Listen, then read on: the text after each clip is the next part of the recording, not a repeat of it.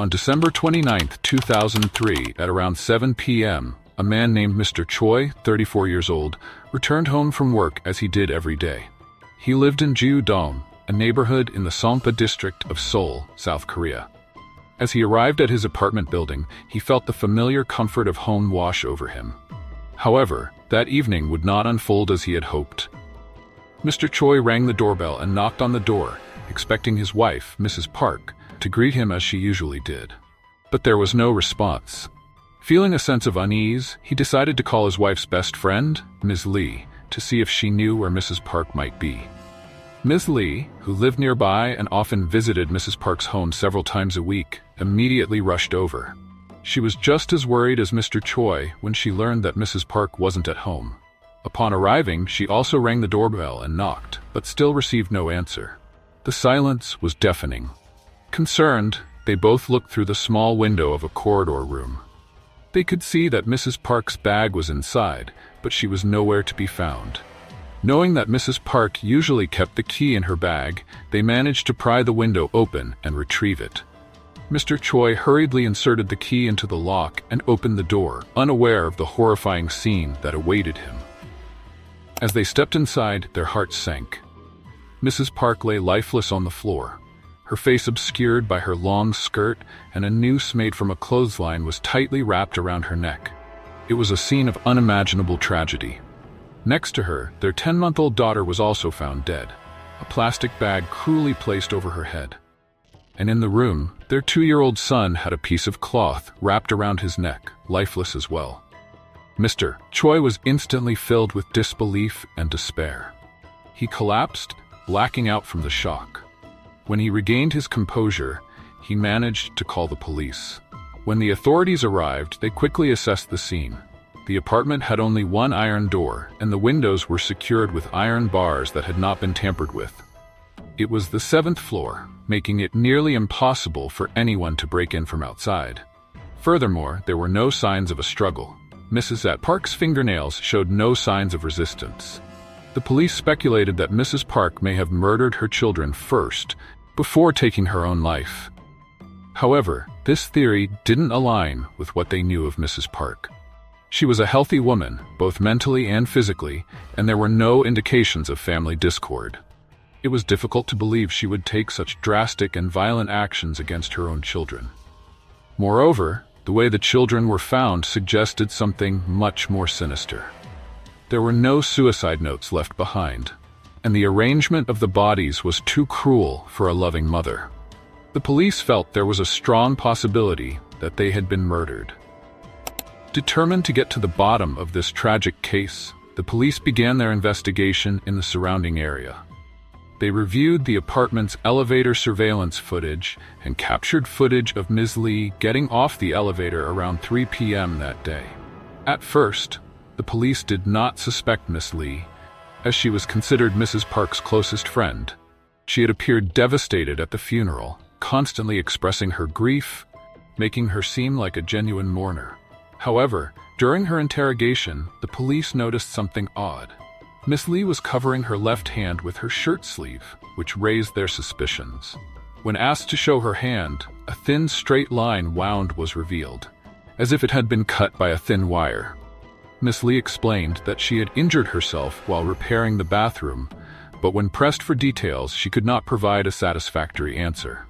With suspicions growing, the police decided to investigate Miss Lee's residence. Upon searching her home, they found no signs of bathroom repairs, leading them to believe she was lying. The investigation continued as they searched for any clues related to the crime. Unexpectedly, the police stumbled upon a critical piece of evidence: a plastic bottle that had been cut open. This seemingly insignificant find would soon prove vital. The police theorized that Mrs. Park's neck had been wrapped with the clothesline tied to the door. If Mrs. Park hadn't committed suicide, then someone must have set up a mechanism to use the lever principle to strangle her. Typically, a door's top is square, not round, making it difficult to pull down in a way that would leave no trace. However, placing a cut plastic bottle on the door frame would allow someone to pull down the clothesline without leaving marks, as the bottle would act as a pulley. When confronted by the police, Miss Lee eventually confessed to the murders of Mrs. Park and her children. She detailed her heinous plan, shocking everyone involved. Initially, she had appeared as a loving friend, but beneath the surface lay a dark and twisted motive. 6 months prior to the incident, Miss Lee had meticulously plotted the murder. On the fateful afternoon of December 29th, she visited Mrs. Park and suggested that they play some piano music. As Mrs. Park was occupied, Miss Lee lured Mrs. Park's 2-year-old son into a different room. While Mrs. Park was unaware, Miss Lee suffocated the little boy using a pink cloth until he stopped breathing.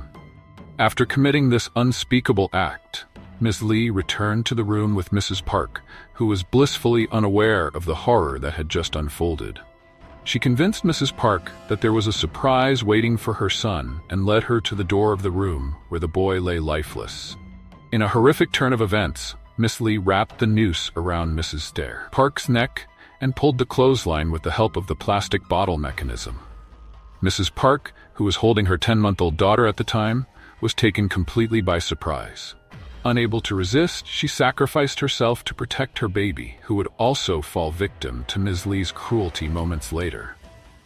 After murdering Mrs. Park and her children, Ms. Lee went to great lengths to cover her tracks. She placed Mrs. Park's bag under a window near the hallway, opened it with a large slit, and locked the door before quickly leaving the scene. Later that evening, when Mr. Choi called Miss Lee, she returned to the apartment, feigning shock and grief.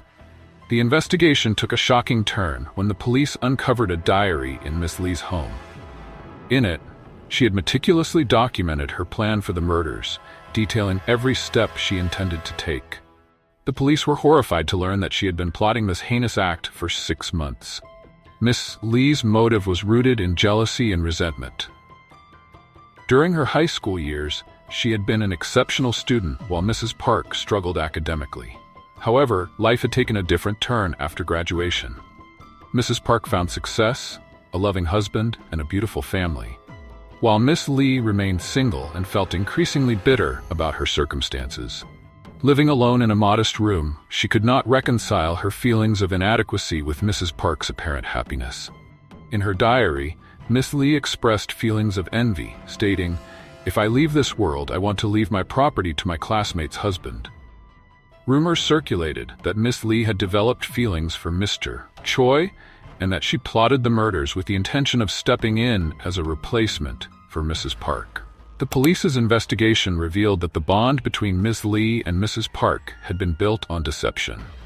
What started as a rekindling of an old friendship had transformed into a premeditated plan for murder. The betrayal of trust was staggering. The community was left in shock, grappling with the knowledge that someone they thought was a friend could commit such heinous acts. Despite the overwhelming evidence and her confession, the legal proceedings took an unexpected turn. Miss Lee, during the trial, submitted a letter of repentance, claiming she was suffering from depression. This plea for leniency led to her receiving a life sentence instead of the death penalty. The decision angered many who had followed the case closely. The tragic deaths of Mrs. Park and her innocent children left a profound impact on the community, prompting discussions about trust, friendship, and the hidden darkness that can lurk beneath the surface. As the story unfolded, people began to reflect on their relationships and the importance of vigilance. It became a stark reminder that not everyone who appears friendly has good intentions. Trust is a precious commodity that should not be given lightly. In the wake of this tragedy, many questioned how a person could become so consumed by jealousy and resentment to commit such unspeakable acts. The case of Mrs. Park and her children served as a chilling reminder of the complexities of human emotions and the capacity for darkness that resides in some individuals.